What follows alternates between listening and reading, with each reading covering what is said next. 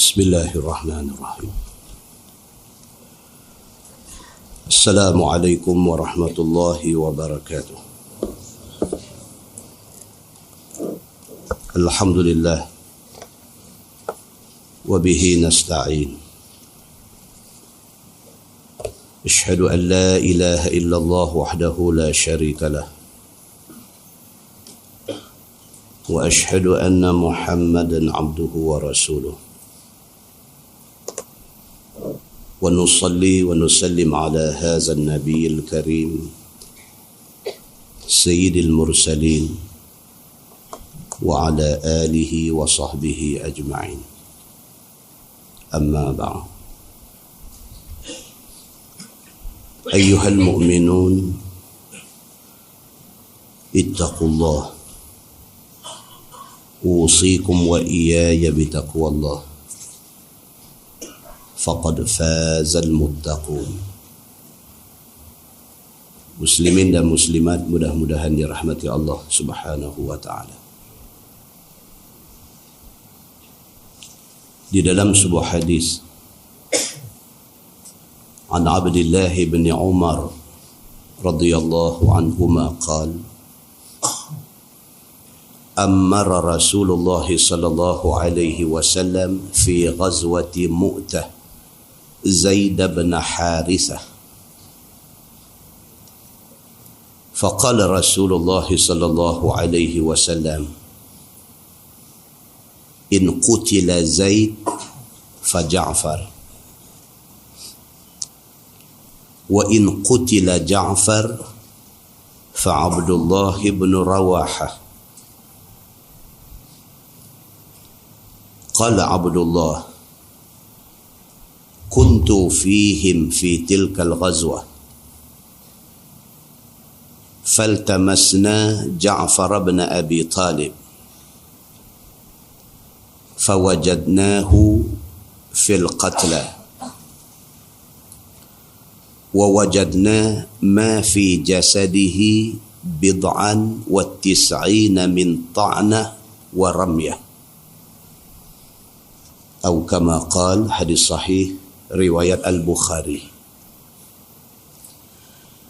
Daripada Abdullah bin Umar bin Al-Khattab radhiyallahu anhuma, kata dia Nabi sallallahu alaihi wasallam telah melantik Zaid bin Harithah untuk mengetuai satu peperangan di Mu'tah. Tuan-tuan, Zaid bin Harithah kalau dalam hadis dia sebut hibbu Rasulillah sallallahu alaihi wasallam. Zaid bin Harithah ini disebut sebagai buah hati kesayangan Nabi sallallahu alaihi wasallam. Anak dia nama Usamah bin Zaid, juga disebut di dalam hadis sebagai hibbu Rasulillah sallallahu alaihi wasallam, sebagai kesayangan Nabi sallallahu alaihi wasallam. Baik ayah dia Zaid bin Harithah, baik anak dia Usamah bin Zaid, dua-dua diambil sebagai anak angkat Nabi. Dalam hadis ni Abdullah bin Umar bin Al-Khattab radhiyallahu anhu, dia cerita kepada kita tentang kisah perang Mu'tah. Perang Mu'tah ini satu perang yang berlaku pada tahun 8 Hijrah. Dia bukan di Mekah, dia bukan di Madinah, tapi dia di Byzantine, hari ini Jordan. Dalam hadis ni kata Abdullah bin Umar bin Al-Khattab, dia kata amara Rasulullah sallallahu alaihi wasallam fi ghazwati Mu'tah Zaid bin Harithah. Nabi telah melantik anak angkat dia anak kesayangan dia Zaid bin Harisah untuk mengetuai perang di Byzantine, di Mu'tah. Faqala Rasulullah sallallahu alaihi wasallam, masa Nabi nak utuskan mereka, Nabi pesan. Nabi kata, in qutila Zaid fa Ja'far. Nabi kata kalau dalam peperangan itu takdirnya Zaid bin Harisah mati, fa Ja'far, Nabi kata yang akan mengambil alih pimpinan tentera ialah Ja'far bin Abi Talib. Nabi sebut dah. Kalau ditakdirkan Zaid mati, sebab ketua dalam pasukan tentera Islam ni tuan-tuan, selain daripada dia menjadi komander, memberi komand, memberi arahan kepada tentera, ketua juga bertanggungjawab untuk bawa bendera. Dia kena bawa liwat bendera pasukan, ketua kena pegang. Maka Nabi kata, kalaulah sekiranya Zaid mati, fa Ja'far, Nabi kata maka sepupu aku Ja'far bin Abi Talib, dia ni abang Sayyidina Ali bin Abi Talib, dia akan ambil alih pimpinan pasukan daripada Zaid bin Harisah. Nabi kata wa in qutila Ja'far, Nabi kata kalau Ja'far pula mati, fa Abdullah bin Rawahah, Nabi kata pimpinan tentera hendaklah diambil alih oleh Abdullah bin Rawahah. Faqala Abdullah, kata Abdullah bin Umar bin Al-Khattab yang meriwayatkan hadis ni, dia kata kuntu fihim fi tilkal ghazwah, dia kata aku ada di dalam pasukan itu, dia pun ada dalam pasukan tentera yang dihantar ke Mu'tah ini, dia ada sama. Faltamasna Ja'far bin Abi Talib, dia kata habis selesai perang kami tercari-cari mana Ja'far bin Abi Talib.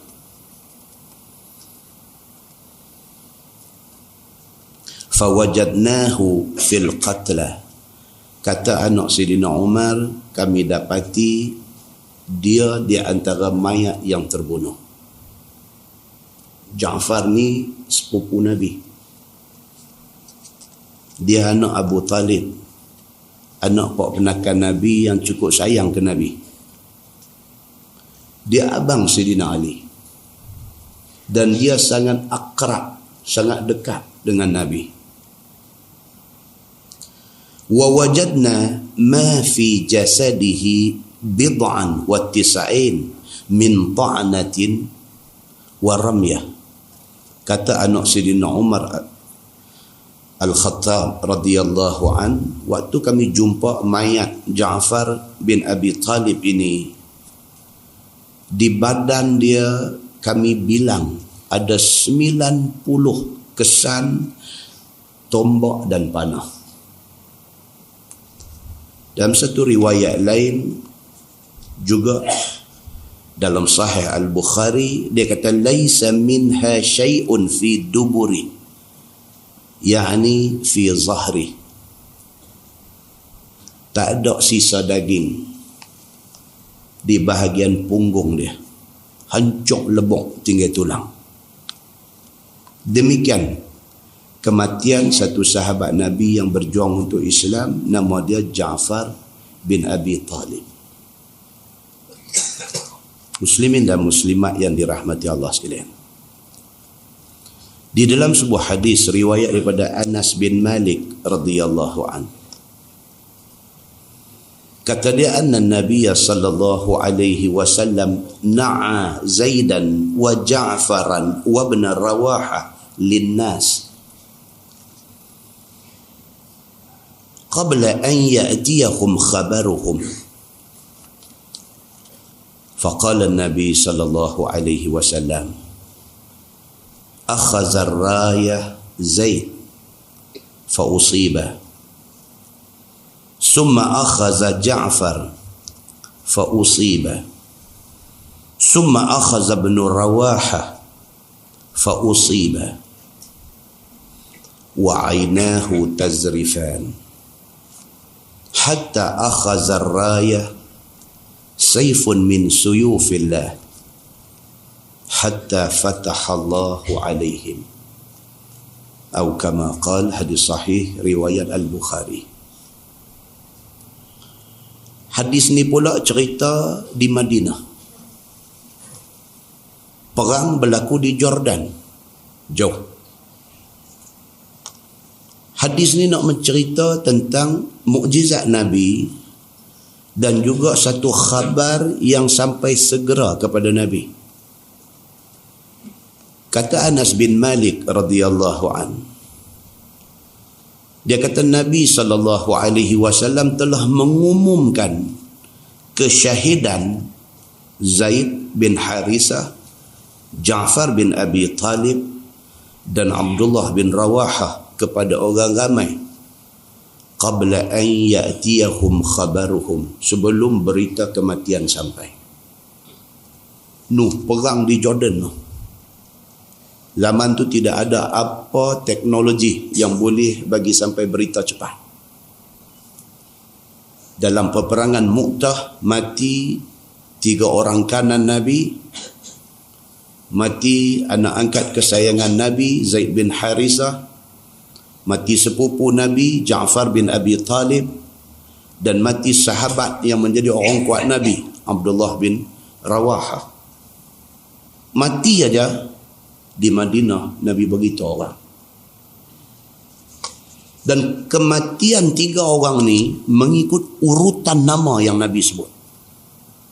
Hadis yang mula kita baca tadi, dia kata apa? Waktu Nabi nak utuskan mereka pergi perang, Nabi kata pimpinan tentera ialah Zaid bin Harisah. Kalau Zaid mati, Ja'far bin Abi Talib ambil alih. Kalau Ja'far mati, dia kata Abdullah bin Rawahah ambil alih. Macam Nabi sebut tu, kematian mengikut susunan itu. Mukjizat Nabi.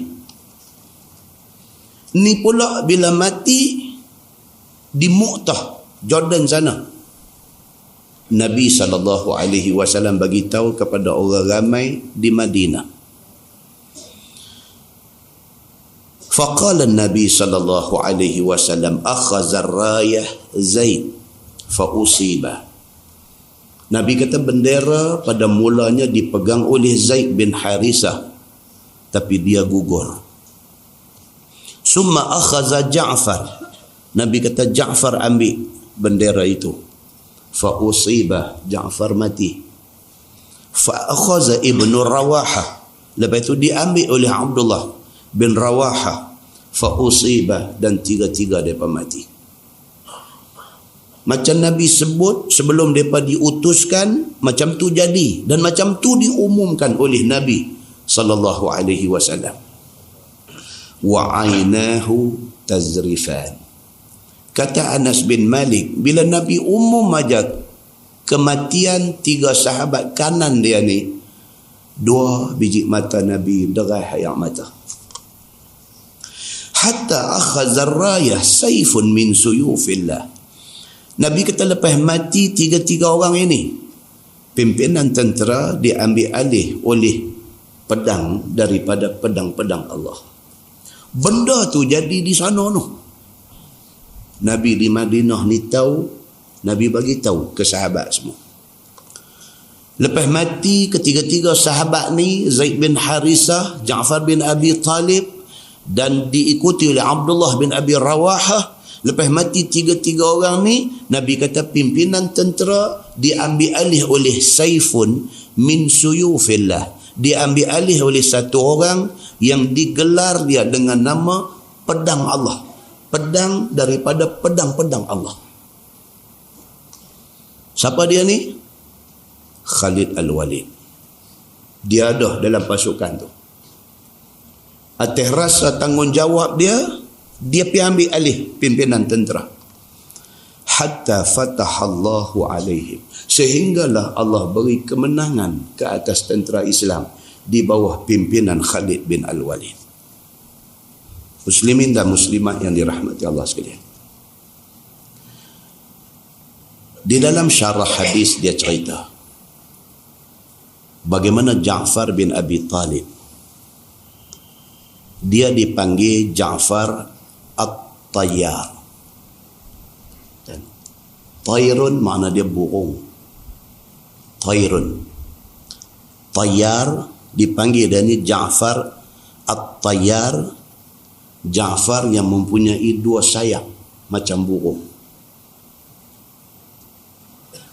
Apabila Zaid bin Harisah gugur di dalam perang Mu'tah itu,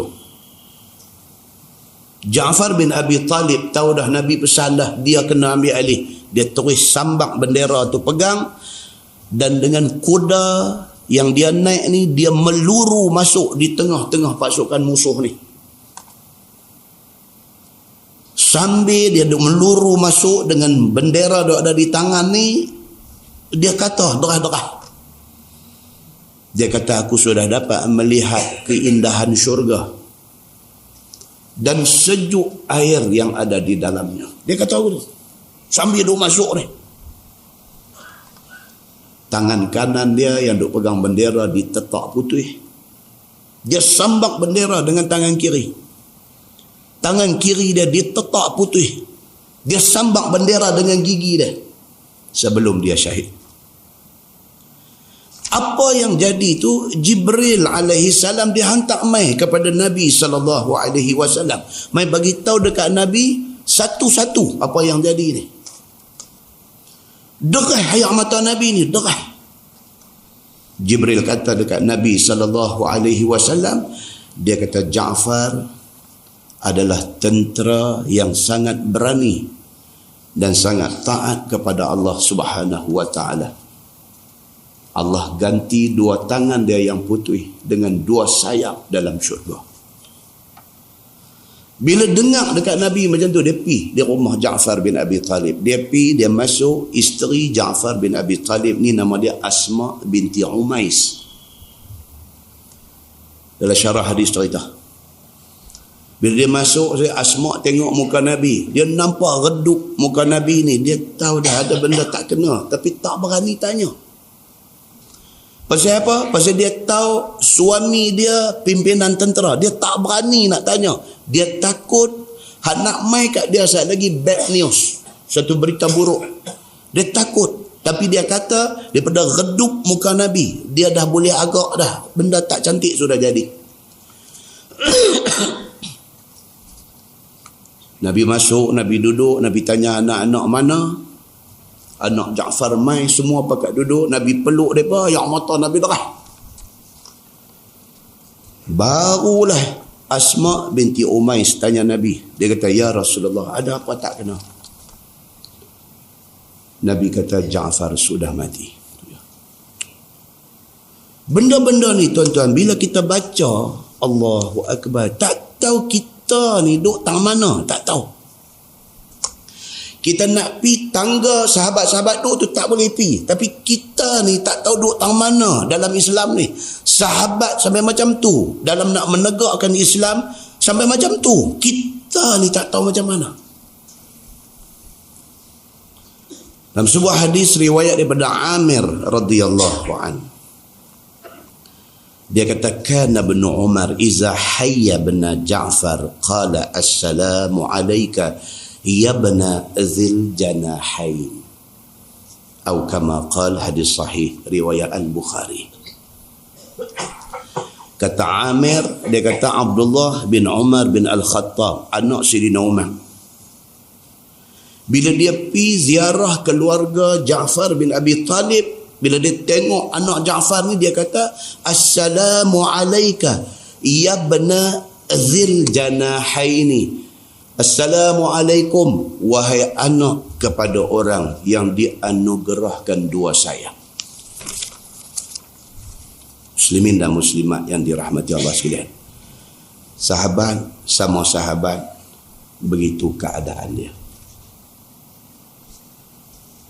Dalam sebuah hadis riwayat daripada Abi Sa'id radhiyallahu an, dia kata, kana baina Khalid bin Walid wa baina Abdurrahman ibn Auf syai' fasabbahu Khalid faqala Rasulullah sallallahu alaihi wasallam la tasubbu ahadan min ashabi fa inna ahadakum law anfaqa misla Uhudin zahaban ma adraka mudda ahadihim wala nasifa. Atau kama qal, hadis sahih riwayat Imam Muslim daripada Abi Sa'id Al-Khudri radhiyallahu anhu. Satu hari, kata Abu Sa'id, antara Khalid Al-Walid dengan Abdurrahman bin Auf sudah jadi satu hal. Manusia, tuan-tuan. Manusia ni tak usah kata kita, kadang-kadang selisih faham, kecil hati, terontak hati, sumbin hati antara sama-sama kawan ni biasa.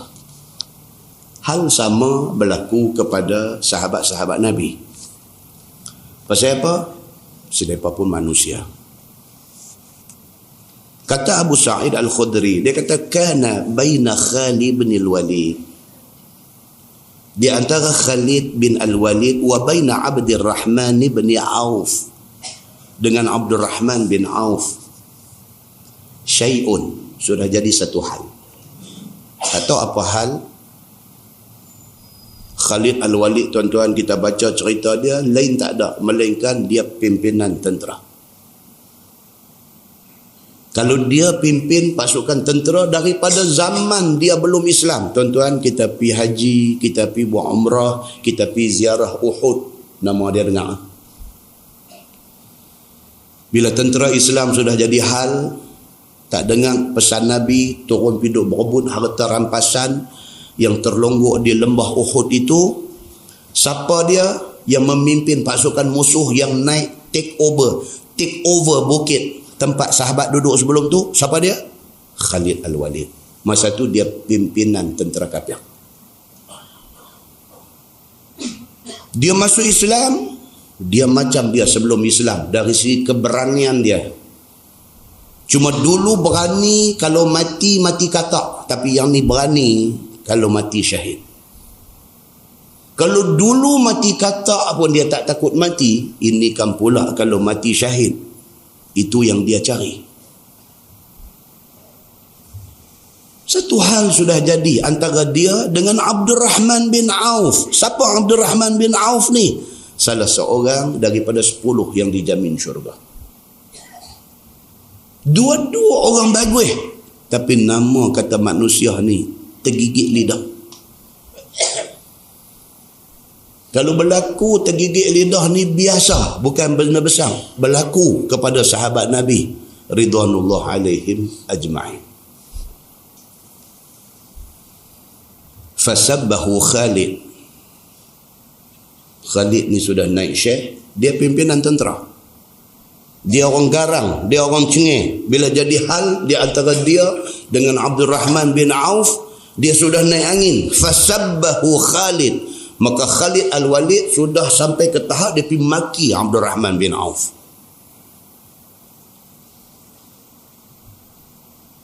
Faqala Rasulullah sallallahu alaihi wasallam, nasib sahabat-sahabat ni baik pasal Nabi ada.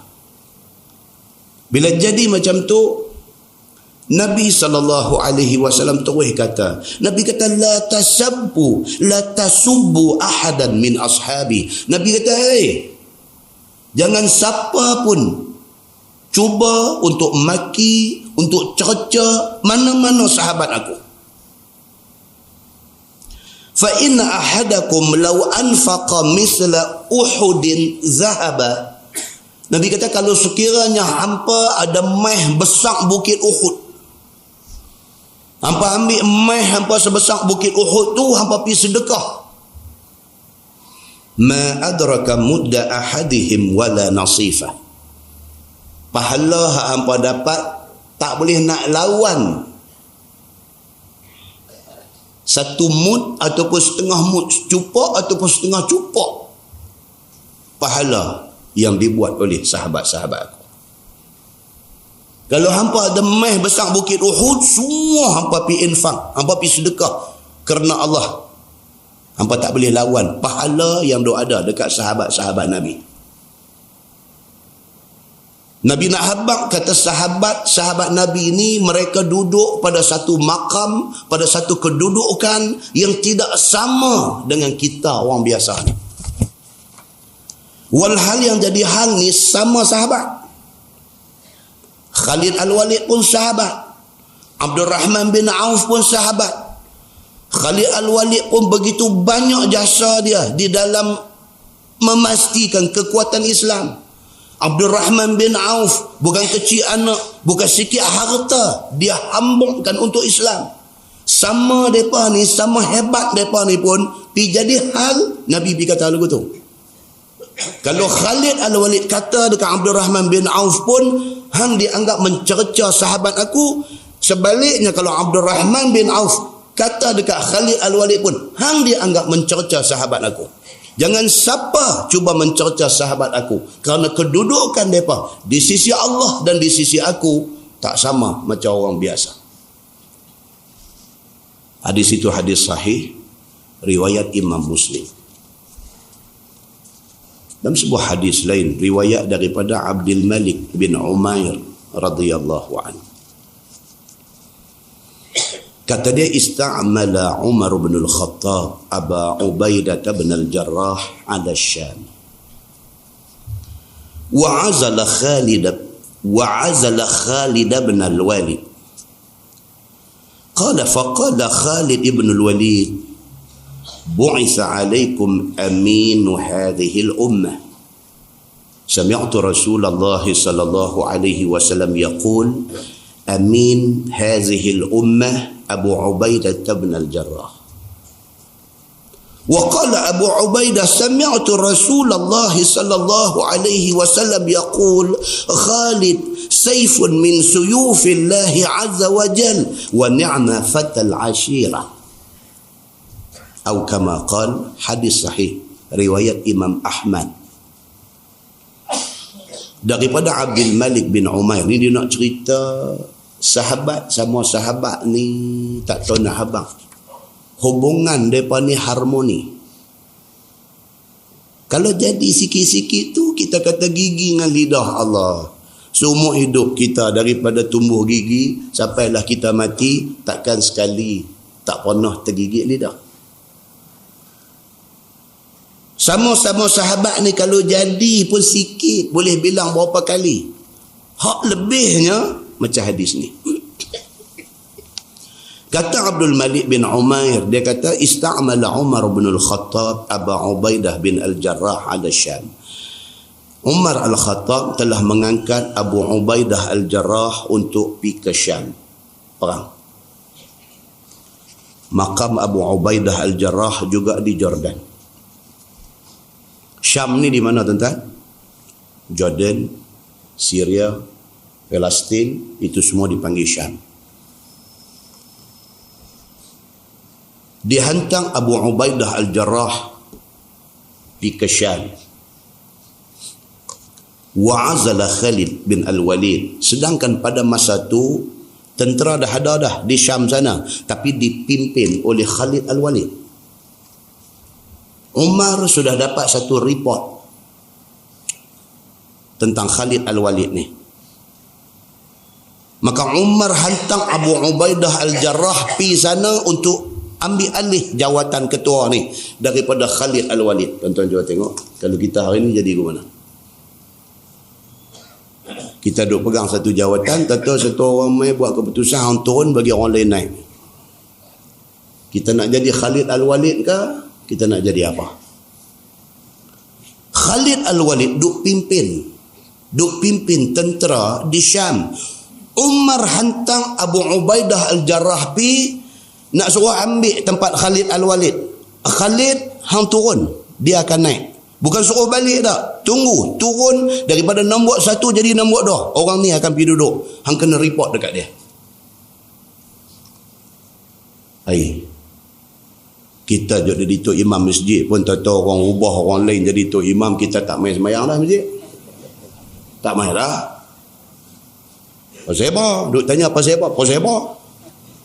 Awak saya tak kenal tang mana? Duk bertanya aku tu. Awak selama ni saya buat tak betul ke? Bawa imam masjid. Khalid Al-Walid pimpinan tentera di Syam. Umar hantar Abu Ubaidah Al-Jarrah pergi ambil tempat dia dan dia turun pangkat. Dia ada di sana.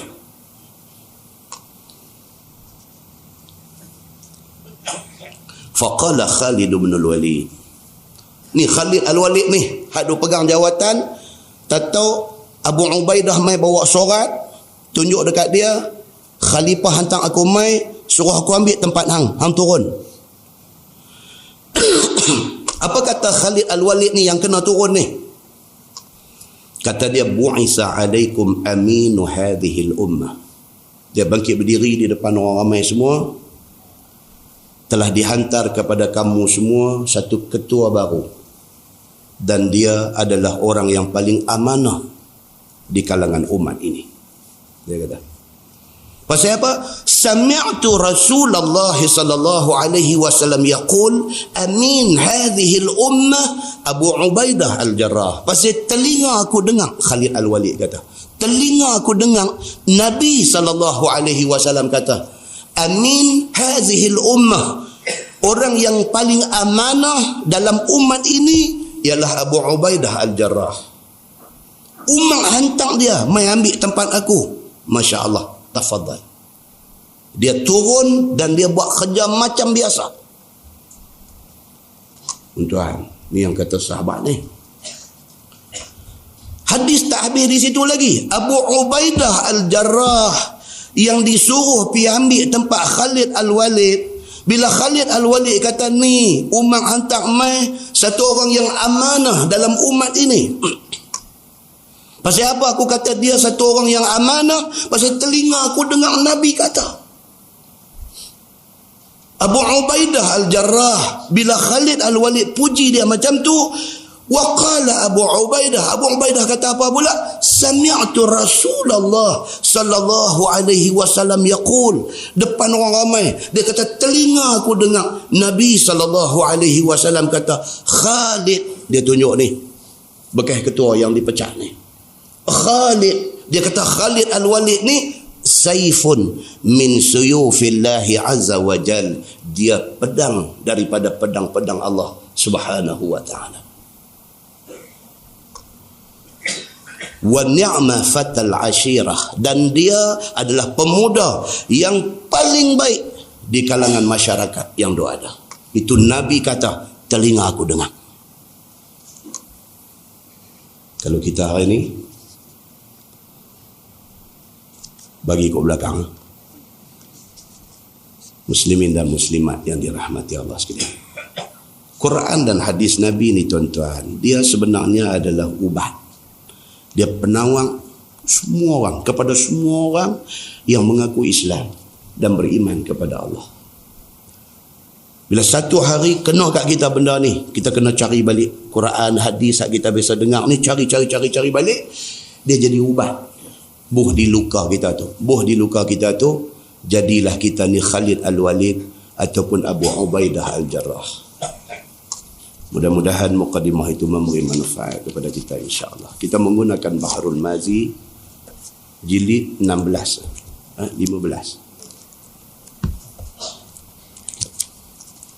Jilid 15. Tajuk bab ma jaa fin nahyi an sabbir riyah.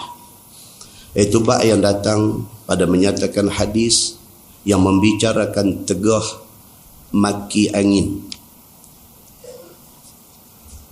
Yang kata orang kita tak boleh maki, makhluk lain pun tak boleh maki. Kita baca di Masjid Muttaqin, Bandar Darul Aman, Jitra, hadis Nabi SAW dalam satu rombongan. Tiba-tiba Nabi dengar bunyi suara ramai, bunyi suara riuh, orang duk marah-marah. Nabi tanya, apa hal tu? Dia main repot dekat Nabi. Dia kata, ya Rasulullah, satu imra'ah, satu perempuan, dia duk maki unta dia. Pasal unta dia berjalan pelan. Nabi dengar macam tu, Nabi kata apa? Nabi kata, buat turun semua barang yang ada atas belakang unta tu, buat turun. Nabi kata, lepaskan unta tu. Pasal apa? Pasal Nabi kata, aku tak mau ada bersama dalam rombongan aku benda yang kena maki. Walau unta, apatah lagi orang, kita tak boleh maki. Kita tak boleh maki. Unta yang kena maki dengan tuan dia pun Nabi suruh tinggal.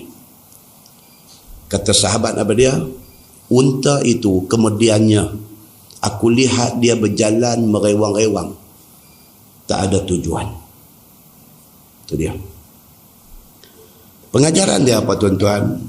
Maki ni tak mau.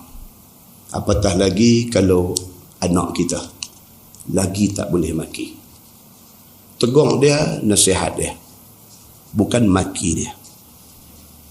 Tajuk malam ni dia kata fin nahyi an sabbir riyah, larangan maki angin.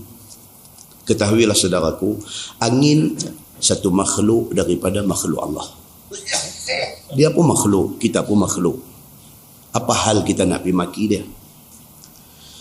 Sebagaimana kita manusia makhluk Allah, maka angin juga makhluk Allah yang menurut perintah Allah sebagaimana kehendaknya.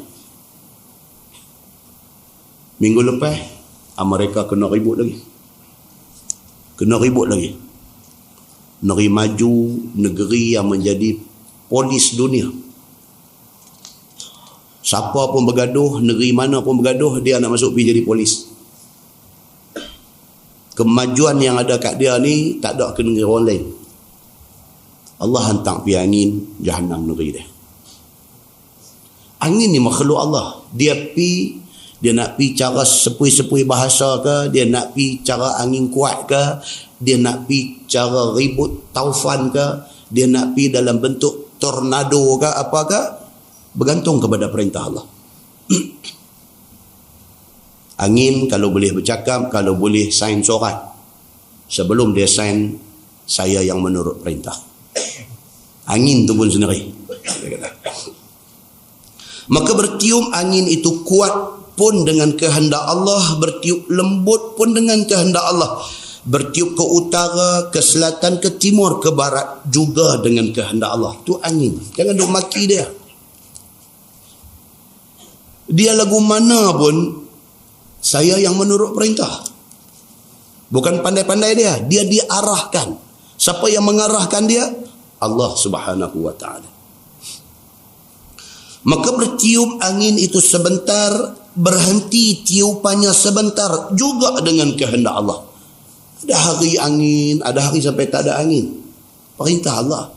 Saya kata, bila kita tahu semua tiupan itu dengan kehendak Allah dan dengan suruh Allah, maka tidaklah sayogia satu orang maki dan menyumpah angin itu apabila kena mudarat dengan sebab angin itu berhenti bertiup dan sebagainya. Kalau kita faham benda tu, kita tak marah dia.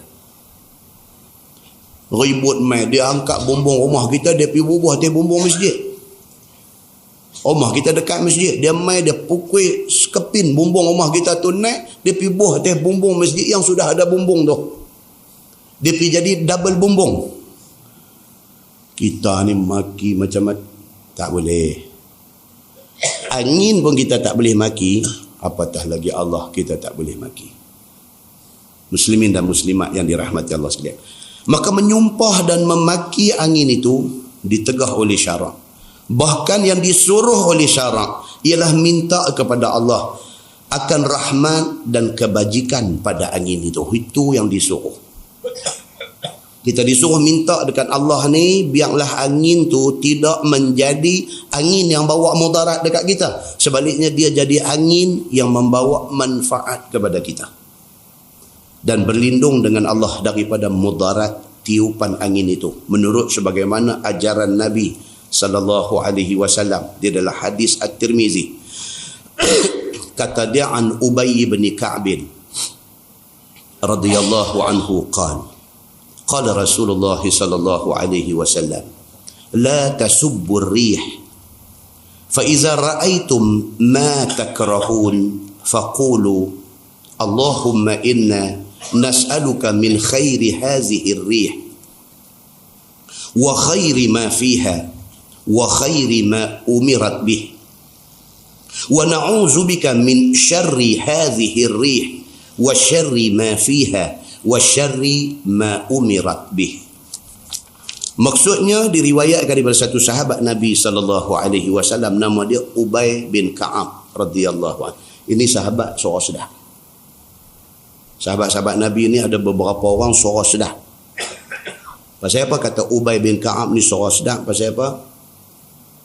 Dia pernah diminta menjadi imam oleh Umar Al-Khattab. Pasal suara dia sedap. Begitu. Kata dia sabda Nabi sallallahu alaihi wasallam, jangan kamu maki akan angin, kerana angin itu makhluk Allah. Maka apabila melihat sekalian kamu akan barang yang membencikan kamu, seperti tiupan angin yang panas ataupun sangat kencang, maka ucapkanlah doa ini. Kira-kira maknanya, wahai Tuhanku, bahwasanya kami bermohon kepadamu daripada kebajikan angin yang bertiup ini. Tu kita disuruh macam tu. Sama macam kes kita ditakdirkan Allah sakit. Allah takdirkan kita sakit. Kita tak boleh minta mati. Tak boleh. Habis sangat kita boleh minta, kita kata apa? Ya Allah, kalaulah sekiranya hidup itu baik untuk aku, hidupkanlah aku. Tapi kalaulah sekiranya mati itu baik untuk aku, matikanlah aku. Maksudnya apa? Pulang balik kepada Allah. Hak mana baik, hak itulah minta Allah bagi ke kita. Tak boleh minta, ya Allah bagi aku mati. Tak boleh. Itu salah. Sama juga bila tengok angin mai kuat, nampak kampung sebelah kena dah, kita minta, ya Allah, mintalah supaya angin ni bawa kebaikan ke kampung aku ni. Begitu.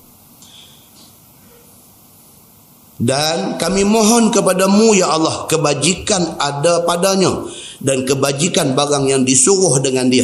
Dan kami minta berlindung denganmu, ya Allah, daripada kejahatan angin yang datang ini, dan kejahatan yang ada di dalam angin ini, dan kejahatan barang yang disuruh dengan dia. Minta berlindung. Janganlah angin yang mai ke kampung kita ni angin yang membawa mudarat. Minta dekat Tuhan. Kata At-Tirmizi, dan pada bab ini ada riwayat daripada Aisyah dan Abi Hurairah dan Osman bin Al-As dan Anas bin Malik dan Abdullah bin Abbas dan Jabir bin Abdullah radhiyallahu anhum ajma'in. Dan bermula hadis ini hadis yang hasan lagi sahih. Tajuk baru dia kata bab fi qissatil jassasa, iaitu satu bab yang datang pada menyatakan hadis yang menerangkan kisah al-jassasa. Jassasah ni bahasa Arab, daripada perkataan jasus. Jasus ni maksudnya mata-mata gelap. Jasus ni maksudnya detektif, special branch, buat kerja undercover. Dia tak pakai uniform, tapi dia duduk buat kerja. Depa ni dipanggil jasus dalam bahasa Arab. Ketahuilah saudaraku, adalah kisah ini satu kisah masyhur. Hadis yang kita baca ni hadis riwayat Imam At-Tirmizi, daripada Sunan At-Tirmizi, dan hadis ini ada di dalam Sahih Muslim. Maknanya hadis ini tarafnya sahih. Tersebut adalah hadis di dalam Sahih Muslim juga, dan di sini dikeluarkan oleh Imam At-Tirmizi dengan hadis yang pertengahan panjang ceritanya. Dalam Sahih Muslim lagi panjang. Dalam Sunan At-Tirmizi dia ringkas sikit.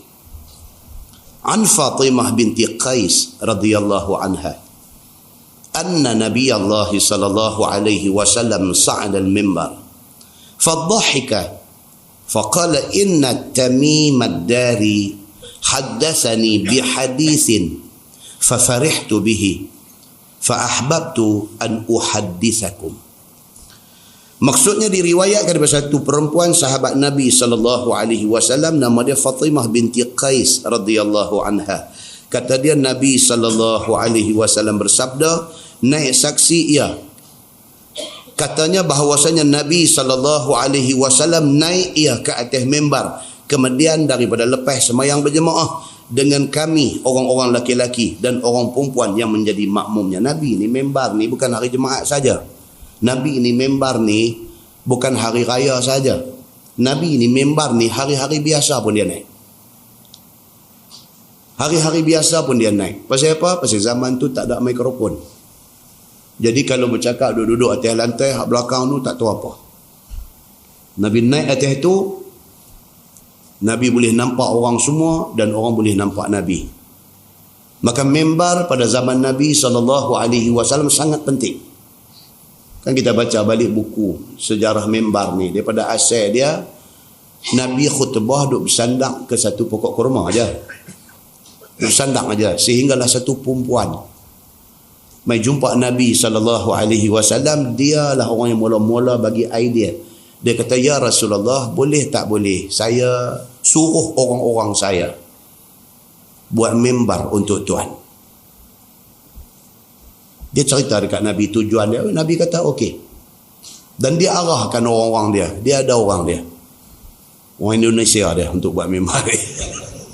Melayu ni semua pakai Indonesia, suruh buat mimbar. Maka dia buat mimbar 3 anak tangga. Itu yang sunnah asalnya. Dibuat kepada Nabi ni mimbar 3 anak tangga.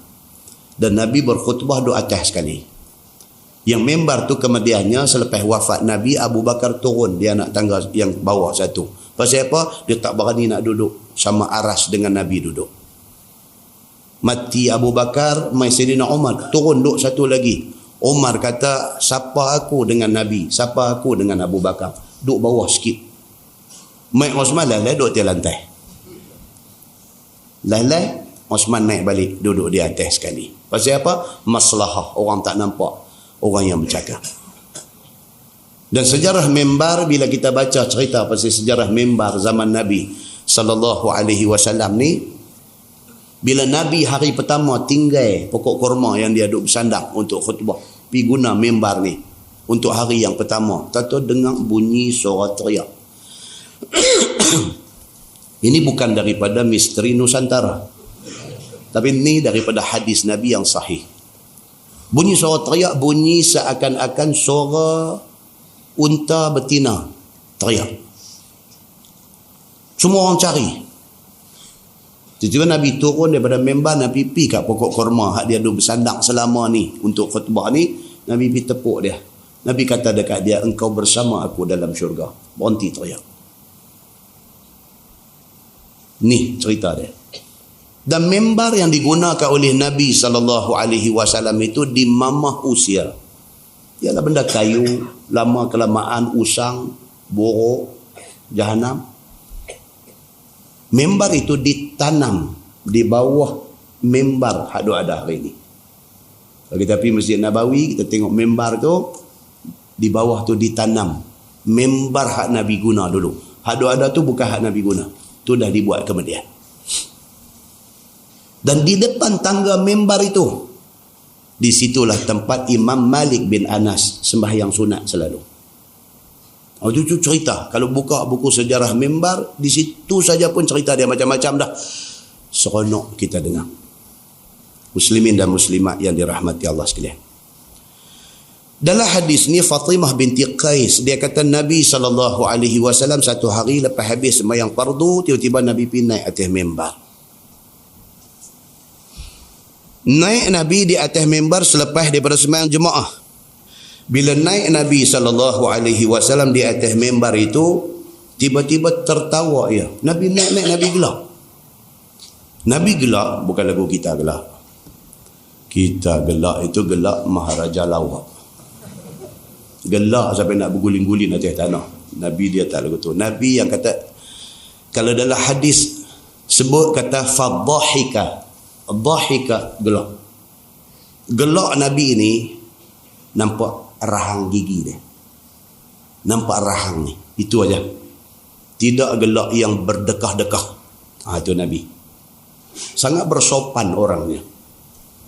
Bila Nabi naik di atas mimbar, dia kata fadhahika. Nabi SAW ketawa. Faqala, lalu Nabi SAW bersabda, hendaklah duduk sekalian kamu yang hadir sembahyang berjemaah ini di tempat duduk sembahyang kamu, kerana bahawasanya Tamim Ad-Dari, seorang yang asalnya Nasrani kemudian masuk Islam dan dielokkan Islamnya, telah bercerita ia kepada aku dengan satu cerita dan akan aku ceritakan kepada kamu semua. Nabi baru dengar satu cerita daripada satu sahabat yang bernama Tamim Ad-Dari. Dia ni pun seorang sedar. Umar Al-Khattab minta dia jadi imam ketika Umar memperkenalkan sembahyang tarawih secara berjamaah. Sebelum tu orang sembahyang masing-masing. Bila Umar jadi khalifah, dia turun pergi ke Masjid Nabawi, sana ada sembahyang, sini ada sembahyang, sini ada sembahyang. Umar kata, alangkah baiknya kalau sekiranya semua ni disatukan di bawah satu imam. Umar kata. Hari ni Umar kata, malam esok mula sembahyang berjamaah dipimpin oleh satu imam. Satu imam laki-laki, satu imam untuk perempuan. Salah satu ni ialah Tamim Ad-Dari. Dia ni.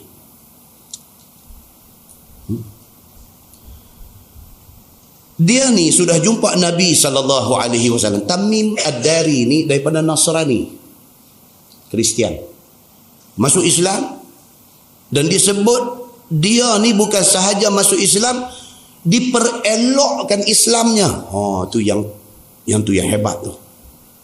Macam kita hari inilah kan, Masjid Sultanah pun pernah jemput saudara Kamarudin Abdullah kita, sahabat baik saya di Pulau Pinang. Dia suka orang panggil dia brother. Dia kata jangan panggil ustaz, dia takut. Panggil dia brother Kamarudin. Dulu duk kerja MAS, Malaysia Airline System, dekat Airport Penang. Asal orang India, agama Kristian. Kristian Katolik. Kristian Katolik ni tuan-tuan, Kristian hak ortodoks ni. Dia bukan Protestan, bukan hak. Dan dia satu orang yang sangat, ni cerita Kamarudin Abdullah, bukan Tamim Ad-Dari. Keliru pula Tamim Ad-Dari pergi kerja ke Petabang Emas, mereka mana. Ini Kamarudin Abdullah lain. Ya. Masa dia Kristian pun dia bersungguh. Bila dia dapat Islam, lagi bersungguh.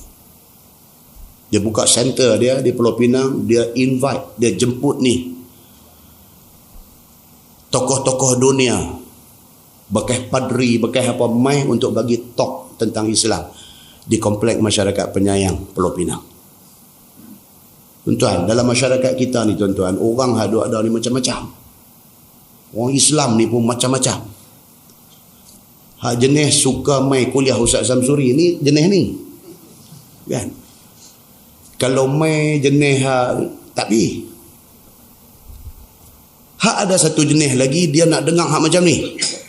Panggil Cat Stewart mai, baru dia nak dengar pasal Islam ni. Ustaz Samsuri dia tak mau. Tak apa, lagu mana pun tak apa. Janji hang mau dengar ya. Kita tak usah nak paksa satu orang tu dengar semua. Tak usah, buang masa aja. Dia suka siapa? Hampir dengar kawan yang hang suka. Jangan tak mau dengar aja. Masyarakat ni dia macam ni yang kata selera, tuan-tuan, selera ni tak sama. Selera satu orang dengan satu orang tak sama. Kita tak ada hak untuk nak komplain selera orang, tak boleh. Kita tengok, kata lelaki tu handsome tu, awak pergi menikah bini muka macam tu. Selera dia muka macam tu. Kita tengok bini dia, kata tak segak tu mujung. Kalau tidak kita duk syok kat bini dia pun satu haru. Dia tengok bini dia, dia syok, sudahlah, janji bini dia. Selera. Nampak tak? Benda yang sangat abstrak, susah nak terang. Kan? So, saudara Kamarudin Abdullah ni, dia duk panggil ni, macam-macam ni punya orang. Bekas padri daripada mana, Amerika, daripada United Kingdom, dia panggil mai bagi talk, mai bagi satu cakap, satu ceramah tentang Islam. Penuh dewan tuan-tuan. Kita pun pergi kadang-kadang kita masuk tengok muka ada dalam dewan tu, tak pernah ada dalam kuliah kita. Kita jangan heran. Pasal apa? Selera dia di situ. Kita jangan kata ni puak ni tak boleh. Mungkin bagi dia standard Ustaz Samsuri ni bukan standard dia. Dia punya standard mau dengar macam tu punya. Dia mau dengar jenis Ahmad Didat punya style cakap. Dia dengar tu dia duduk betul tempat duduk. Dia sedap tu dengan selera dia. Yang penting apa dia? Sembahyang 5 waktu dia buat cantik, anak bini dia aurat jaga elok, dia ada duit lebih dia infak untuk agama Allah. Tu semua dia jalan. Dia nak pergi dengar ustaz mana pi lah. Muslimin dan muslimat yang dirahmati Allah sekalian. Dan dia ni sahabat kita ni bukan Tamim Ad-Dari. Saudara Kamarudin Abdullah ni, Masya Allah tuan-tuan, dia buat kerja untuk Islam. Malu kita yang beranak orang Islam ni, yang beranak mai Islam ni. Dia baru masuk Islam, dia buat kerja untuk Islam macam tu. Dan penyampaian dia tentang Islam ni pun hebat. Saya duk masuk tengok dalam Facebook dia duk pergi bagi ceramah di banyak tempat masjid, duk panggil dia pergi cakap pasal sirah Rasulullah sallallahu alaihi wasallam dan sebagainya. Kadang-kadang angle hak dia ambil untuk ceramah dia tu, angle dia tu bukan angle yang kita pakai. Dan sonok bila kita dengar macam-macam ustaz ni, sonok. Satu ustaz dia ada angle dia. Angle hak dia ambil ni, ustaz ni tak ambil. Ustaz ni ambil angle lain. Angle tu pun kita tak nak dengar. Syok. Saya malam tak mengajar. Saya pergi dengar ustaz lain mengajar. Nak tengok tu angle mana dia ambil di samping peringat diri kita. Kita bukan tahu semua. Hak dia tahu kita tak tahu pun bukan sikit. Kita duduk pun dengar, oh, banyak kita boleh ambil. Seronok tuan-tuan. Bila start kita punya downfall, kita punya kejatuhan kita, bila nak start? Apabila kita tak mau dengar siapa dah, kita mau orang dengar kita aja. Itu kita punya titik downfall kita, kejatuhan kita. Macam ada sahabat-sahabat kita duduk di pejabat-pejabat, di kementerian, di jabatan-jabatan, di syarikat-syarikat. Dialah yang menjadi dynamo, yang menjadi organizer di tempat kerja dia. Panggil ustaz ni, panggil ustaz ni, panggil dia ni yang duk atung semua. Tapi ustaz mai bercakap dia tak ada. Ada, macam ni punya orang pun ada. Bila dia tak ada, apa program pun tak ada. Maknanya dia tu diperlukan di organisasi itu. Tapi malangnya, dia hanya jadi organizer, tolong organize, tapi dia tak dengar. Sebut ustaz mana, semua nombor ada dalam telefon dia. Dia boleh panggil ustaz mana pun, dan ustaz mana pun senang hati dengan dia. Tapi ustaz-ustaz tu duk main pun dia tak ada. Macam ni pun ada. Tak bagus ke dia ni? Bagus. Pasal apa? Dia berperanan di sudut tu. Kalau tak ada orang macam dia pun kacau juga. Cuma rugi dia. Pasal apa? Pasal dia tak willing to hear. Nampak? Kita nak jadi diri kita ni satu orang yang perfect, yang sempurna. Susah lah. Takat mana boleh buat-buat lah. Wa qul i'malu fasayarallahu amalakum wa rasuluhu wal mu'minun. Allah kata, wahai Muhammad, katakanlah kepada semua orang Islam ni, i'malu. Apa buat kerja? Buat kerja apa? Buat kerja untuk Islam. Fasayarallahu amalakum wa rasuluhu wal mu'minun. Allah, Rasul dan orang beriman akan melihat dan menilai kerja apa kita buat. Setakat mana kita boleh berperanan, kita berperanan. Cantik sikit lagi apa dia? Sikit masa diluangkan untuk mendengar. Muslimin dan muslimat yang dirahmati Allah sekalian, balik kepada Tamim Ad-Dari. Ya kan? Dia ni sudah jumpa Nabi SAW, sudah cerita satu benda dekat Nabi. Nabi bila dengar cerita dia ni, Nabi duk simpan aja. Saat lagi ada peluang, ada kesempatan, ada masa yang sesuai, aku nak cerita yang Tamim Ad-Dari habang kat aku ni kepada orang lain. Bila kesempatan tu, ni hadis ni cerita. Nabi habis sembahyang fardu, Nabi pinai atas mimbar. Nabi kata dekat semua orang, ni tolong sat, dia kata semua orang ni duduk di tempat masing-masing. Maksudnya jangan siapa bangkit balik. Pasal apa? Pasal aku ada satu benda nak cerita dekat apa? Benda yang aku dengar daripada Tamim Ad-Dari. Nabi kata. Maka sukacita hatiku dengan ceritanya itu. Nabi kata cerita Tamim Ad-Dari habang kat aku ni, aku syok dah, aku nak share dengan hampa.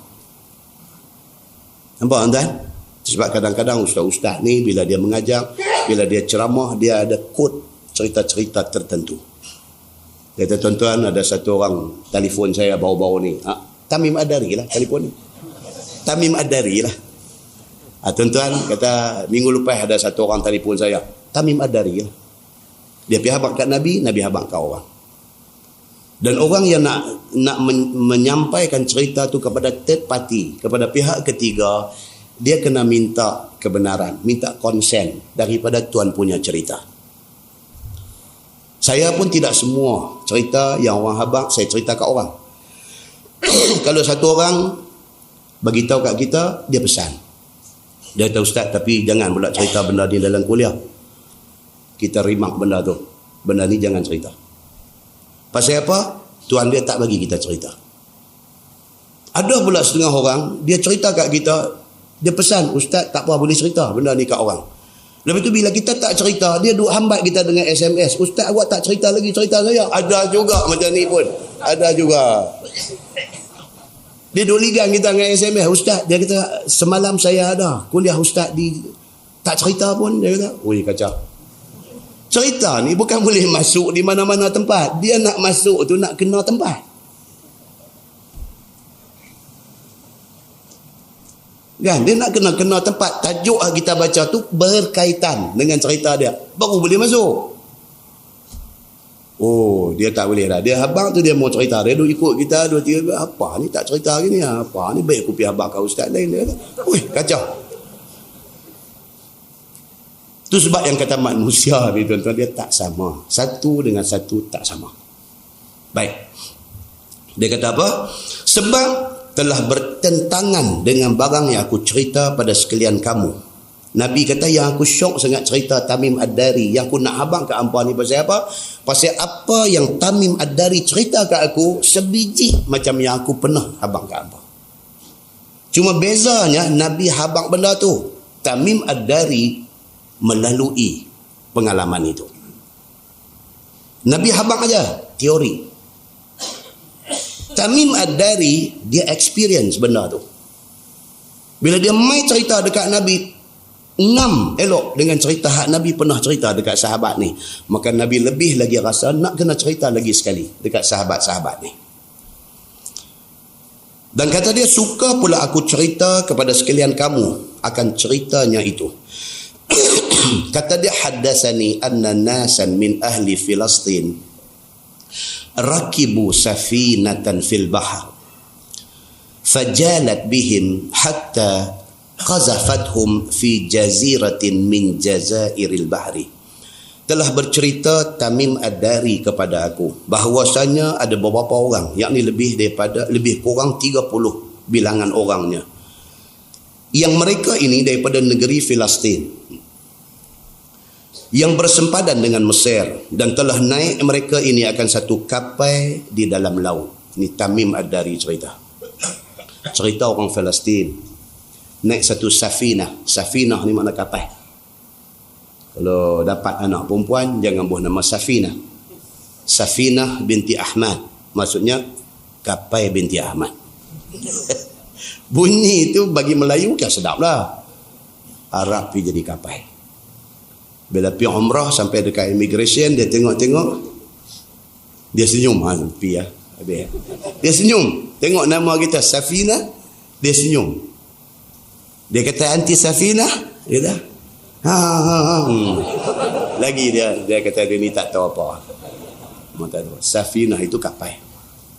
Baik, sekumpulan orang Palestin lebih kurang 30 orang naik satu kapal di tengah laut. Maka jadilah laut itu tiba-tiba naik gelombangnya.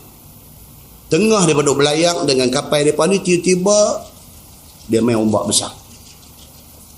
Lebih kurang sebulan tiada henti. Ombak laut tu dia main, dia pukul kapal sebulan duk kena lambung ombak. Tuan-tuan, Kuala Perlis, Kuala Kedah nak pergi Langkawi kena lambung ombak tengah jam dia pun muntah. Sampai di Langkawi tu tak mau turun. Bukan tak mau turun syok kena lambung ombak tu, tak mau turun pasal nak cari pintu keluar tak jumpa. Mabuk laut kena lambung ombak setengah jam.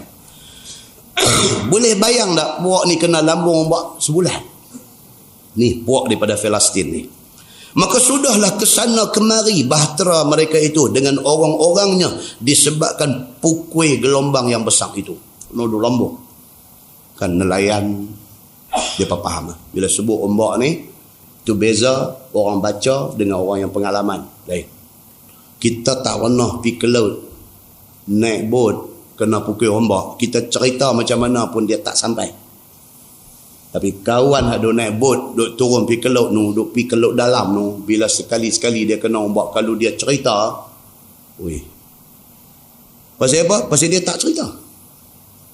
Dia kata punya teruk lah, aku tak boleh nak cerita. Tak boleh nak cerita. Hebatlah tu. Hebatlah. Dia lagi duk boleh cerita tu tak hebat. Dia bila sampai satu tahap, dia kata aku tak tahu nak cerita. Habis kita pun tak tahu apa. Kan? Orang Melayu kan, dia bila main tak boleh cerita ni habis. Kan? Pasal apa? Pokok tu dinama pokok cerita. Kan? Tak tahu tu karut kita baca ni. Dia kata apa? Sehingga tercampak ia, yakni Tamim Ad-Dari ni sendiri terpelantin dengan orang-orang pada satu pulau daripada beberapa pulau yang ada di laut tu, sampai kapal mereka ni lepas sebulan duk kena alun, duk kena ombak ni, leh-leh terdampar di sebiji pulau, di sebuah pulau. Maka berlabuh mereka di situ. Sampai di situ turun. Mana ni? Pulau Langkawi kah? Pulau Pinang kah? Fantasi Island kah? Mana? Tak tahu. Mereka pun tak tahu di mana mereka sampai. Dan berhentilah mereka daripada belayang. Maka turun mereka itu ke atas satu perahu kecil kerana nak naik ke pulau itu, nak mencari apa-apa ayam ataupun apa-apa hajat yang lain. Pakai perahu kecil nak pergi ke pulau tu. Lalu masuklah mereka itu ke pulau itu. Tu cerita tu pun apa nak jadi di pulau tu tak tahu lagi. Baru cerita lambung ombak pun kita dah tengok jam dah. 9 suku lah. Apa ni nak sampai pulau? Apa pula nak jumpa di pulau tu? Nak balik pergi apa kita malam ni? Itu pun satu masalah juga. Yang Tamim Ad-Dari tak tahu masalah ni.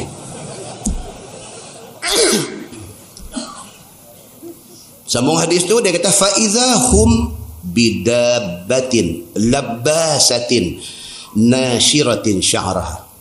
Maka tiba-tiba berjumpa mereka dengan sekok menatang yang sangat mencengangkan rupanya.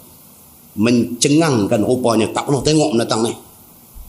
Naik-naik perahu daripada kapal besar ni, kayu perahu pergi sampai pulau tu, turun-turun jumpa menatang ni pula dah. Menatang apa pun tak tahu, tak pernah tengok. Lagi meremang rupa bulunya. Dia cerita dalam hadis ni. Menatang ni bulu meremang, dia kata. Tiada tentu ekor dan kepalanya dari sebab bulunya yang meremang itu. Tak tahu kepala ekor. Yang ni yang kita tak tahu nak cerita ni. Kan? Tamim Ad-Dari pun tak tahu nak cerita. Dia kata menatang apa? Tak pernah tengok. Dia kata bulu daripada kepala sampai ke kaki. Kepala belah mana, ekor belah mana pun tak tahu. Kami pun tak pernah tengok menatang ni. Dia main cerita kat Nabi lagu tu. Dan Nabi cerita balik di atas mimbar tentang benda ni. Tuan-tuan boleh bayang tak sahabat-sahabat tengok jam tak masa tu? Tak tengok. Pasal apa? Jam pun tak ada masa tu. Baik. Bila dilihat mereka yang demikian itu, lalu mereka bertanya. Itu dia. Faqalu, kata hadis tu, man anti? Qalat anal jassasa. Menatang ni boleh bercakap pula. Qalu fa akhbirina. Qalat la akhbirukum wa la astakhbirukum. Walakin u'tuni aqsal qaryah. Walakin u'tu aqsal qaryah fa inna thamma man yukhbirukum wa yastakhbirukum Maka berkata mereka itu, siapa engkau ini? Ni geng Tamim Ad-Dari ni tengok menatang tak tahu kepala ekor bulu penuh ni, depa pun tanya, hang ni siapa ni? Tanya. Adakah syaitan atau hantu atau apa? Jawabnya, Anal Jassasah. Dia kata, nama aku Al-Jassasah. Aku mata-mata gelap. Dia kata, Jassasah. Yakni menatang yang sangat mengintai khabar Dajjal. Dia kata, kerja aku ni apa dia? Aku Jassasah. Aku ni spy yang duk siasat. Dan kerja utama aku ialah nak siasat tentang Dajjal. Dia kata. Ni menatang bulu kepala sampai kaki ni, dia kerja dia apa? Nak cari maklumat tentang Dajjal. Jawab mereka itu, maka khabar olehmu kepada kami apa Al-Jassasah itu dan apa kemahuan dia. Dia kata, Dajjal itu nanti saat ni nak tanya hang ni dulu. Tak, yang kata Jassasah ni apa dia? Hang mau apa betul-betulnya? Maka jawabnya, tiada aku mau berkhabar kepada sekalian kamu dan tiada pula aku mau minta khabar kepada sekalian kamu. Dia kata, aku tak mau cerita apa dan aku pun tak mau tanya apa-apa. Dia lumai lagu tu pula. Dia kata dekat Tamim Ad-Dari dengan geng 30, dengan geng apa ni, dia kata apa? Kami tak mau nak tanya. Natang ni kata, aku tak mau tanya apa hampa dan hampa jangan tanya apa kat aku. Macam tu. Sebaliknya, pergilah sekalian kamu ke hujung kampung ini. Dia kata, hampa pi aqsal qaryah, pi sampai ke hujung kampung. Maka bahawasanya di sana kamu akan dapati mereka yang boleh berkhabar kepada sekalian kamu dan mintalah apa-apa khabar kepadamu. Dia kata, pi di sana, hampa akan jumpa satu orang, dia ni nanti cerita, hampa nak tanya apa tanya, dia nanti cerita, dan dia pun ada benda nak tanya hampa, hampa jawab. Dia kata. Ni menatang bulu ni, yang kata ulat bulu ni, dia cakap lagu tu. Maka bahawasanya di sana kamu akan jumpa semua ni, kata Tamim Ad-Dari. Fa'ataina aqsal qaryah fa idza rajulun musaq bisilsilah. Maka pilah kami ke hujung kampung itu. Tiba-tiba kami nampak satu laki-laki yang terikat dengan satu rantai di dalam satu rumah. Dengar macam cerita dongeng no? Tapi hadis sahih.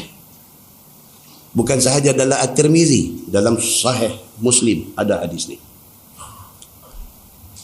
Dia kata apa? Dia kata, kami pun dah menatang bulu ni, kata lagu tu, kami pi sampai aqsal qaryah, sampai hujung kampung, pi jumpa pula satu lagi. Apa dia? Jumpa pula satu laki-laki yang terikat dengan satu rantai, duduk dalam satu rumah, kena belenggu tangan leher sampai ke kakinya. Satu laki-laki badan besar, duduk kena rantai daripada pengkok badan leher sampai ke kaki, kena belik rantai. Dia kata. Dan orang itu sebesar-besar orang, tak nak tengok manusia besar macam ni. Ni dijumpai oleh Tamim Ad-Dari. Bila kami lihat akan dia demikian itu, maka kami kata, celaka kamu. Siapa kamu ini? Apakah kamu ini hantu atau syaitan? Oh, dia kata, menatang apa ni? Celaka sungguh. Hang ni siapa? Duk tanya lagu tu. Berani tanya pasal apa? Pasal dia duk ikat dengan rantai. Kalau dia tak ikat dengan rantai, memang tak tanya lah. Dia tengok kok jauh lagu tu, dia kata, jom lah. Tak tahu apa nak jadi, jangan lupa cari pasal. Sambung hadis tu. Faqala akhbiruni an aini zughar. Qulna mal ay tadaffan. Qala akhbiruni anil buhaira. Qulna mal ay tadaffan. Qal akhbiruni an nakhli baisan allazi bainal Urdun wa Filastin hal at'am? Qulna na'am. Qala akhbiruni 'anil nabi hal bu'itha? Qulna na'am. Qala akhbiruni kaifa an-nasu ilaihi? Qulna as-sira. Tu dia. Jadi satu interview panjang pula depa dengan orang badan besar hak duk kena rantai ni. Maka kata orang yang kena ikat itu, khabar olehmu akan daku daripada mata air di negeri yang bernama Zughar. Mereka jumpa dia, mereka terkejut dengan dia, mereka tanya, hang ni siapa? Dia tak jawab soalan mereka. Dia pula tanya mereka. Dia kata, Sat, aku nak tanya apa? Soalan yang pertama. Dia kata, mata ayang di satu tempat yang bernama Zughar. Dia kata, hampa tahu tak tempat tu? Maka kata kami, daripada apa benda kamu bertanya mata ayang itu? Dia tanya pasal apa? Kata orang badan besar ni, adakah mata ayang itu masih ada ayang? Dan adakah ditanam orang daripada ayang itu tanam-tanaman? Ditanya benda tu. Ni mata ayang di Zughar ni, ada tak ada? Dia kata, sampai hari ni ayang dia ada ke tak lagi? Orang yang duduk di kawasan tu, dia guna ada ayang tu untuk bercucuk tanam. Dia duduk tanya benda ni. Maka jawab kami, jawab Tamim Ad-Dari dengan geng ni, ayangnya penuh melimpah. Dia kata, kami dah lalu tempat tu, mata ayang tu penuh dengan ayang.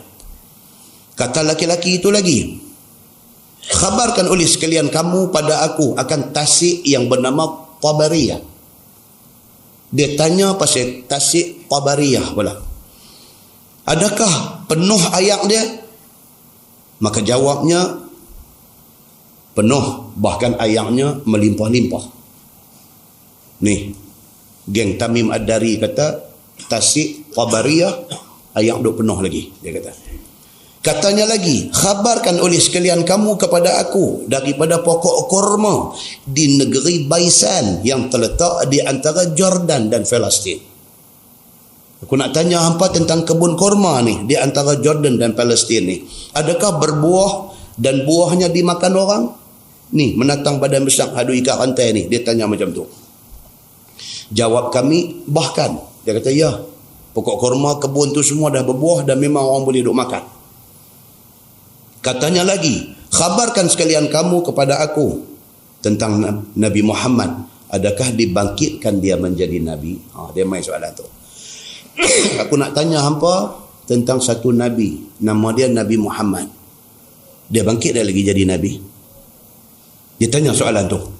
Maka jawab mereka itu, sesungguhnya telah keluar ia dari Makkah dan sudah berpindah ke Madinah. Dia berkata, ya, dia sudah bangkit jadi Nabi dan dia sudah istihad dia Nabi, dan hari ini dia sudah ada di Madinah, sudah hijrah ke Madinah. Dia faham dekat menatang kena rantai ni. Katanya, khabarkan oleh sekalian kamu kepada aku bagaimana sambutan orang kepadanya. Dia kata, Muhammad ni bila dia kata dia Nabi akhir zaman, macam mana orang dengan dia? Orang terima dia ke? Orang tak terima dia ke? Apa orang buat dekat dia? Adakah menurut semua orang akan dia? Maka jawab kami, menurut semuanya dengan sehabis-habis segeranya. Dalam hadis tadi dia kata sirat. Orang ikut Nabi ni cukup cepat. Daripada seorang jadi berapa orang, jadi berapa orang, jadi berapa orang, sampai hari ni Nabi pergi ke Madinah, disambut dengan kapet merah di Madinah. Dalam masa berapa tahun aja, hari ini Muhammad sudah diterima. Bukan sahaja sebagai Nabi, bahkan sebagai pemimpin kepada umat akhir zaman ini. Dia faham dekat menatang yang dia kena ikat rantai ni. Bila dia dengar yang demikian itu, maka ia pun lalu marah. Dia marah. Menatang badan besar yang berantai ni, dia marah. Qala fanaza nazwatan hatta kada qulna fama anta? Qala innahu ad-dajjal wa innahu yadkhulu al-amsar kullaha illa Taibah wa Taibah al-Madinah. Kata rawi hadis itu, tiba-tiba melompat dia sekali lompat. Ni menatang yang berantai tadi ni. Dia lompat cepuih kata bangkit, sebagai mau putus segala rantai itu. Sehingga hampir kami kata, siapa hang ni yang betul? Adakah hantu ataupun syaitan? Maka bahawasanya ia Dajjal. Rupanya inilah Dajjal. Maknanya berdasarkan hadis ni dan hadis sahih riwayat Muslim. Ada lagi syekh ni? Ada Dajjal ni. Tak tahu duk pulau mana. Langkawi pun tak tahu ada, tak ada. Tak ada dunia, tak mana tak tahu. Tapi ada dah dia ni. Dan lagi akan diizinkan keluar dia. Merata perginya ke mana-mana negeri. Tidak ditinggalkannya satu kampung. Melainkan dimasuk semuanya 40 hari. Ini kita baca dulu. Keluar dia pergi ke semua tempat. Melainkan Makkah dan negeri Madinah tidak dimasukinya. Madinah ni juga dipanggil Taibah. Tentu masuk dalam internet dekat YouTube, type Taibah. Dia keluar satu nasyid. Ya Taibah, ya Taibah. Taibah tu Madinah. Taibah itu nama bagi Madinah. Kan? Gitu. Kata Tirmizi, ini hadis hasan, lagi sahih, lagi gharib. Masalah, dia kata melentang diri daripada bala barang yang tiada kuasa. Sesungguhnya banyak orang menghina diri pada bukan barang yang sayogya. Ni dia main satu tajuk kecil, sikit aja. Dia nak abang kata apa? Kita ni banyak ada buang masa pergi buat benda yang tidak duduk di dalam keutamaan. Kan dia ada senarai keutamaan. Hari ini dia terkenal dengan orang kata fiqh al-awlawiyah. Fiqh keutamaan. Dalam senarai penting, hak mana lebih penting? Dalam senarai yang penting ni, hak mana lebih penting? Kan? Budak-budak, anak-anak kita mengaji di universiti. Balik mai abang, ayah, saya nak menikah. Hai. Kita tanya, hang tahu apa? Dia kata, tahun 2. Dah tu? Itu nak menikah. Hai kacau. Kita kata kat dia, nanti saya nak tanya hang, mengaji bagi habis dengan kalau nak menikah ni, hak mana lebih utama? Kita tanya dia. Dia kata menikah. Dia nak menikah. Dia ada nak menikah. Kita kata bukan. Ayah lagu ni, ayah nak abang kang. Dia kata, tapi ayah saya nak menikah. Menikah? Kita kata. Okay. Itu yang kata hak mana lebih utama. Baik, satu orang kata, Ustaz, saya dah kerja 3 tahun dah. Alhamdulillah, duit simpanan adalah 25,000. Cuma lah ni, saya nak pergi buat haji dulu ke? Saya nak menikah dulu. Buat haji pun perintah agama, menikah pun sunnah Nabi. Nabi kata siapa yang menikah, maka sempurnalah agamanya. Menikah itu separuh daripada agama. Mana penting juga.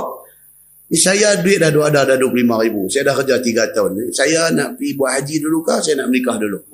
Yang mana yang lebih aula? Kita ni, kebanyakan kita ni dalam nak mengenal pasti hak mana lebih penting daripada yang penting, kita celaru. Dia main tajuk ni, dia kata apa? Melentangkan diri daripada bala barang yang tidak kuasa.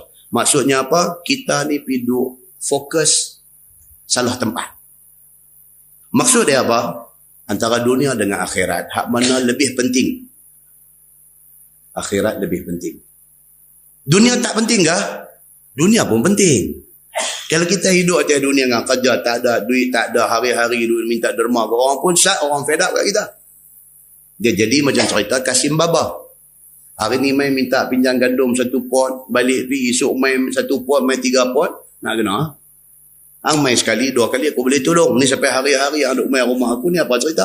Dia nak kenal begitu. Maknanya dunia penting ke tak? Penting. Tapi antara dunia dengan akhirat, hak mana penting? Akhirat lebih penting. Kita hari ini kita terus jadi salah fokus. Kita tersasar terus. Bagi kita apa? Dunia lah yang paling penting. Akhirat langsung tak penting. Ramai orang jadi macam tu. Ini tajuk yang dia nak main kat kita ni. So, dia kata apa? Seperti orang yang berhajat kepada harta dunia yang fana ini. Bersungguh-sungguh dia bertungkus lumus nak mencari harta dunia. Dengan apa jalan yang boleh menghilangkan akan keberatan menanggung. Dia sanggup buat apa sahaja untuk nak dapatkan dunia. Tapi untuk akhirat, dia tak kalut. Tuan-tuan, Masya Allah. Dah pencen dah, umur 65. Tak main mengaji masjid. Dia cuma main kursus haji saja. Pasal dia nak pergi haji. Kursus haji itu penting ke tak?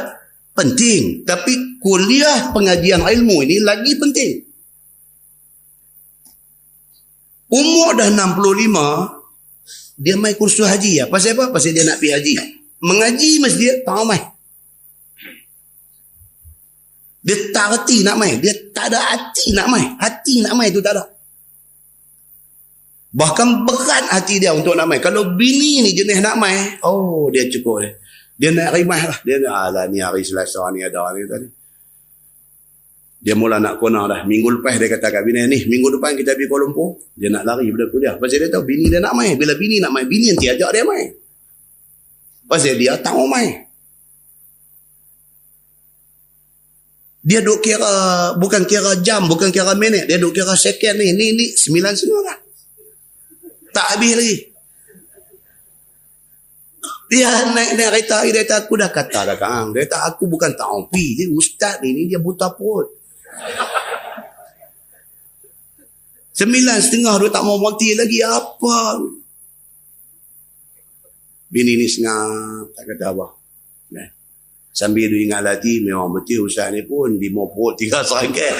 Kang sendiri dia kata, ayah pergi buat lajar, tak mau berhenti lagi.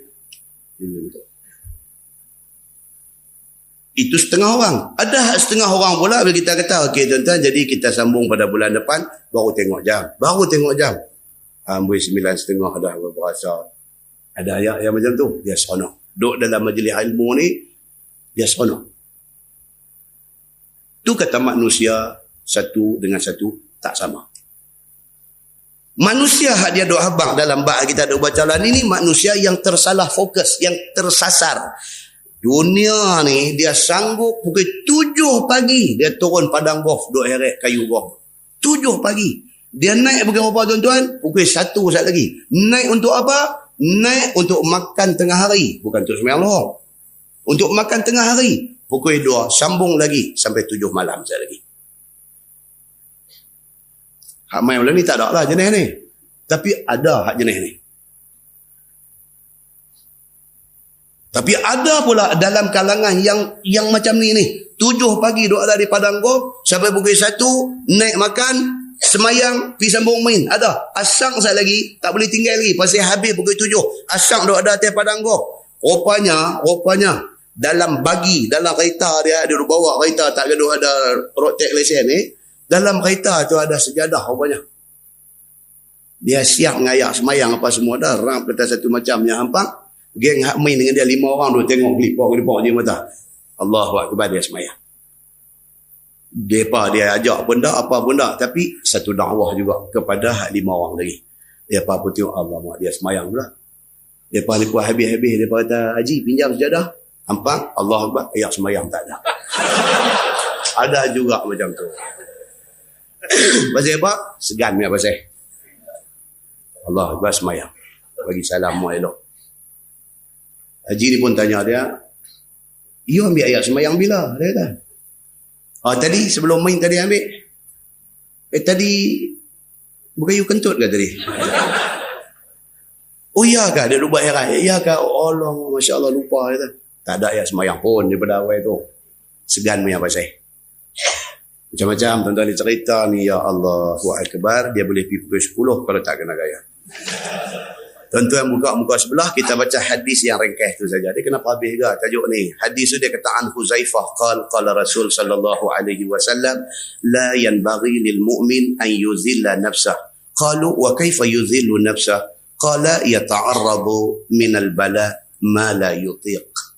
Atau kama qala. Daripada Huzaifah bin Yaman. Dia ni siapa tuan-tuan? Huzaifah bin Yaman ni sahabat Nabi yang menyimpan rahsia Nabi. Dia ni menyimpan rahsia banyak benda-benda yang sulit Nabi cerita kat dia. Huzaifah bin Yaman.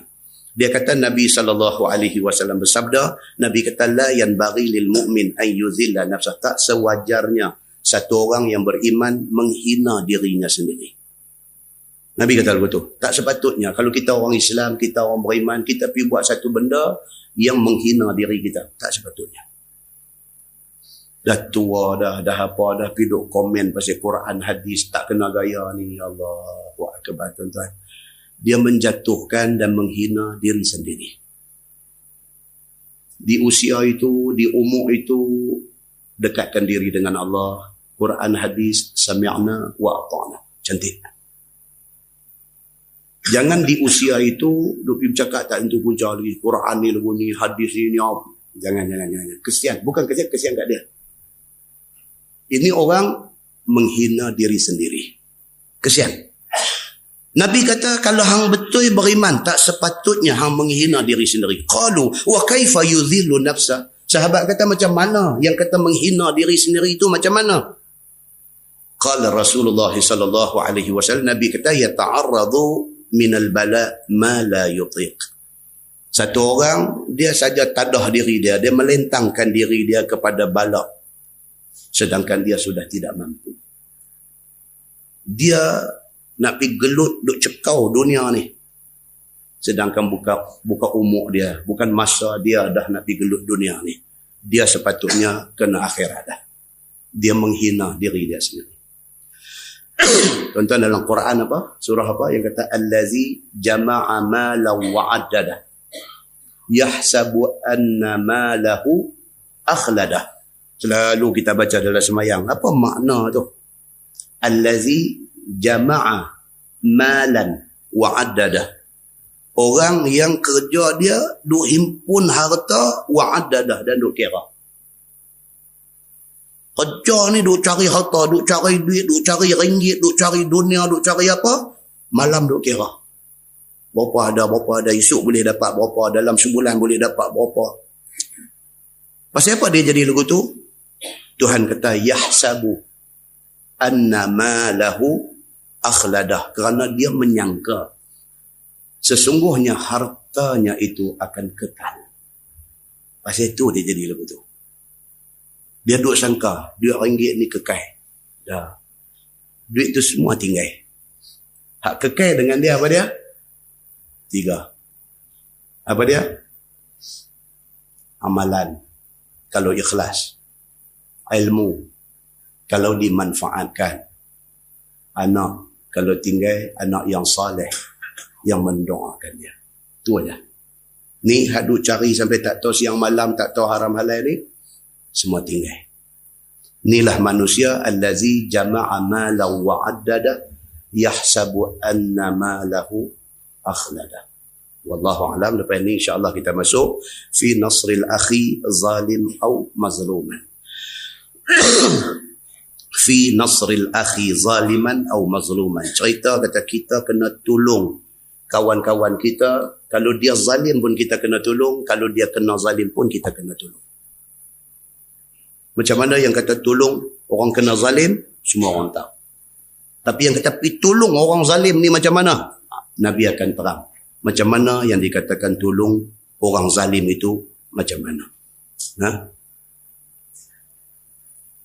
Mudah-mudahan Allah Subhanahu Wa Taala bagi petunjuk dan hidayah kepada kita semua, insya-Allah. Kemudian tajuk yang lagi akan datang dia kata fi itian abwabus sultan. Cerita bagus tak bagus, kita ni piduk jadi orang yang duk mengampu pemerintah. Bagus tak bagus? Mengampu. Takut tajuk tu. Kan? Lepas tu dia main fi fitnatir rajul fi ahlihi wa malihi wa waladihi. Ini sangat penting. Tajuk cerita tentang satu orang laki-laki akan terfitnah kerana 3 benda. 1, kerana keluarga dia. Bini dia. Dia bagus, bini dia pejahanam dia. Dia semua orang buat tangan macam tu. Tapi bini dia, Masya Allah, habis lingkup dia. Yang kedua, yang melingkup dia apa dia? Malihi, harta dia. Kerana harta dia jadi jahanam. Yang ketiga, hak melingkup dia apa dia? Wa waladi, kerana anak dia jadi jahanam. Apa agama abang tentang benda ni? Panjang umur, kesihatan Tuhan bagi, kita dengar, kita ambil ingat, kita ambil amal. Mudah-mudahan kebaikan untuk kita. Kita tangguh dengan tasbih kafarah dan suratul Nas. Subhanakallahumma wa bihamdika, asyhadu an la ilaha illa anta, astaghfiruka. Bismillahirrahmanirrahim.